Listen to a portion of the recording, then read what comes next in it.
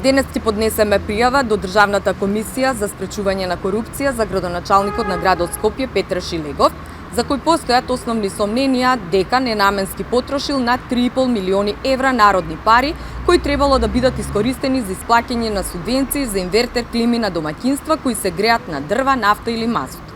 Субвенцијата која требаше да ја добие едно домаќинство е до 62.000 денари. Сите пари не завршиле кај домаќинства кои требалоше да ги заменат своите печки на дрва со инвертер клими.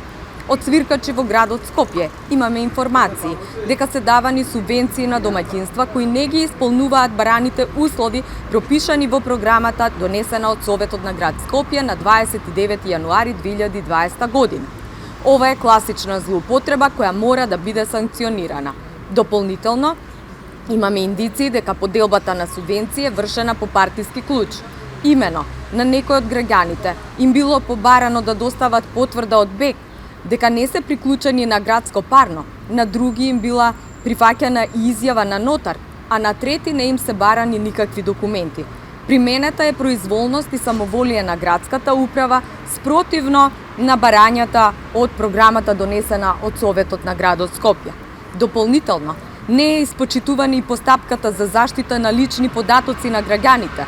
Ниту еден граѓанин нема подпишано изјава дека се согласува да му бидат обработувани податоци, ниту пак е запазена постапката за прием на апликации, а градот Скопје се однесува и се уште незаконски со документацијата. За ова е фотографија која што е доказ за тоа.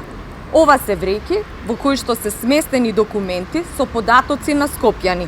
Дојавата ни пристигна од совесни административни службеници кои работат во градот Скопје. Ова е класична злоупотреба. Имаме сомнежи дека се злоупотребени народни пари, не се постапува согласно законите, но и дека е вршен подкуп пред избори, особено заради фактот што огласот за инвертер климите, односно јавниот повик, беше распишан 13 дена пред парламентарните избори во 2020 година.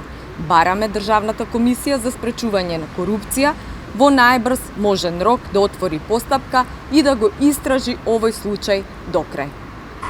Ви благодарам.